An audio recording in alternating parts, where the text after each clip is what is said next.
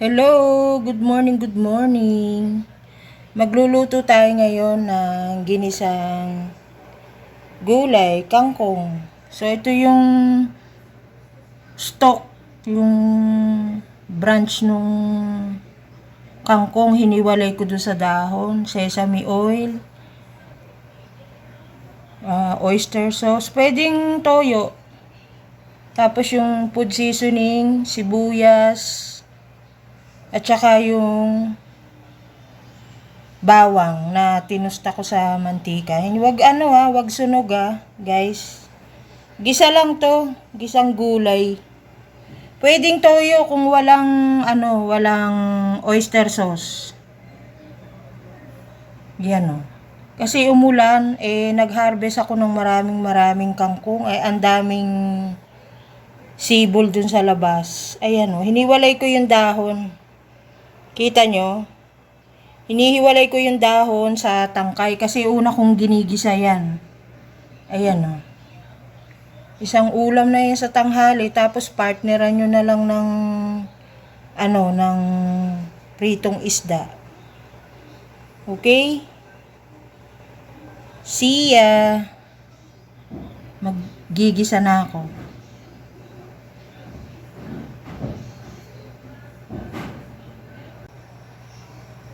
So, ayan guys, nakasalang na yung magic kawali ko na naman, Diyan ko kanina tinusta yung bawang kasi gagawin nating topping sa ibabaw yun Okay? So, ihulog natin yung sibuyas. Ayan yung sibuyas guys, Okay?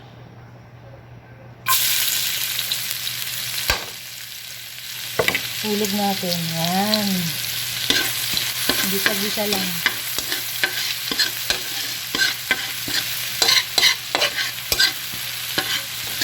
Marami kasing kangkong napansin ko kaninang magang-maga paggising ko. Kaya hinarvest ko. Sayang. Natatapakan lang dun sa likod. So, isang ulam na rin to. Kung walang oyster sauce, pwedeng dato puti soy sauce. Ordinary soy sauce.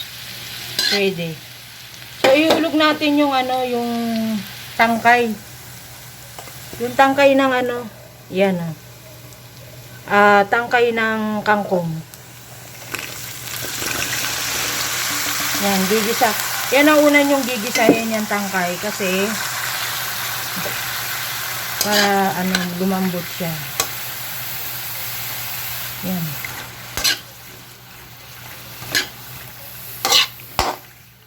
Puro tangkay yan. Hinihiwalay ko kasi sa dahon. Yung dahon kasi segundo lang yan Madali yung maluto. Yung tangkay yung medyo matagal parang sitaw din yan. Basta gisa nyo lang sa sibuyas. Ang ginamit kong sibuyas na puti. Nakalimutan ko nga pala, paminta rin pala, ayan. Wala kanina, ayan, paminta. Okay? Shoutout nga pala kay Angela ni SG sa Singapore. Si Sophie, si Guadeline, si Self, si Course Channel ng Ilocos Norte, hello sa'yo. Nagpunta siya kagabi sa premiere ko. Si Richard Canada Vlog, nagpunta rin siya kagabi sa premiere ko. Sino pa ba?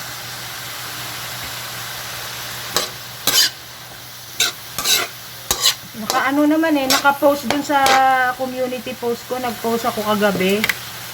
Shoutout ko na rin dun. So, shoutout kay Angela ni SG. Si Yoli Binuya ng Hong Kong din. Shoutout din sa'yo. Hello.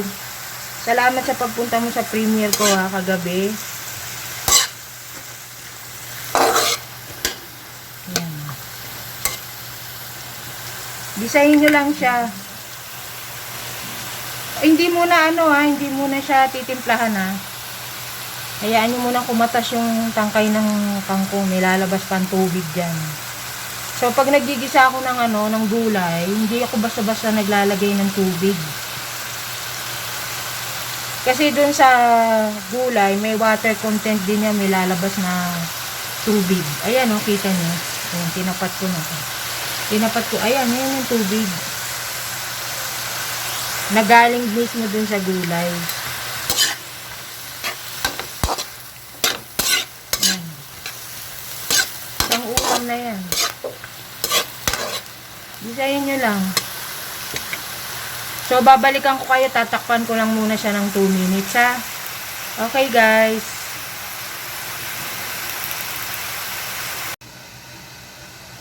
So, ayan, guys. Tinakpan ko, no? Mga 2 minuto lang. Huwag nyong masyadong labugin yung, yung gulay kasi maganda yung medyo crunchy. Half cook. Ayan, oh. Tinakpan ko siya. Timer nyo ng 2 minuto lang. Yung dahon, madali yan maluto. Madali yan maluto. Kaya ilulubog lang yan dyan.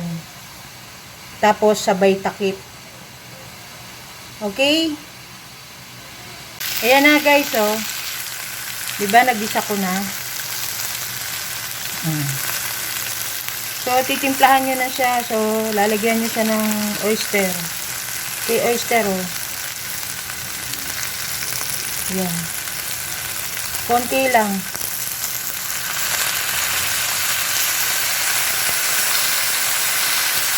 Yan. Konting sesame oil. Ito yung sesame oil, oh. Yan. Yung paglalagay ng sesame oil, konting-konti lang, oh. Lagyan nyo ng paminta. Ayan. Okay. So, haluin nyo.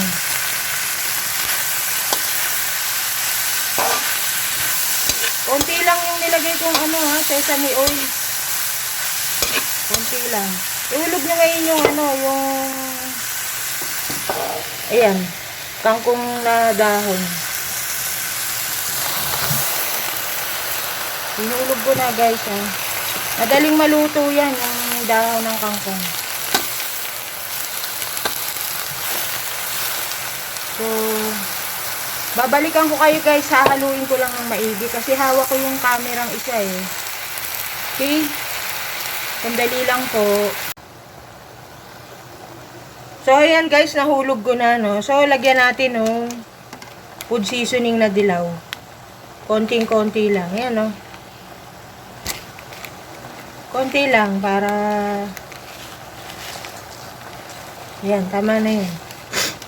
Tapos maglagay kayo ng konting tinusta na bawang. Ayan. Ayan, luto na yan. Magtira kayo para sa toppings mamaya. So, pagkatapos niyan, sabay takip. 2 minuto. Luto na yan. Okay? So, ayan, nakita nyo na. Ayan, luto na yan, no. Sabi ko sa'yo, segundo lang eh. Pagkatapos, itoppings nyo yung yan, oh. Ito na, may gulay na kayo. Magprito na kayo ng isda. Yan, isang na yan. Isang lutong gulay na yan, guys. Pag walang, walang oyster sauce sa bahay nyo, pwedeng toyo. So, ang paggamit ng toyo, moderate lang din. Ayoko na kasi, kasi dati matapang akong magtimpla, maalat.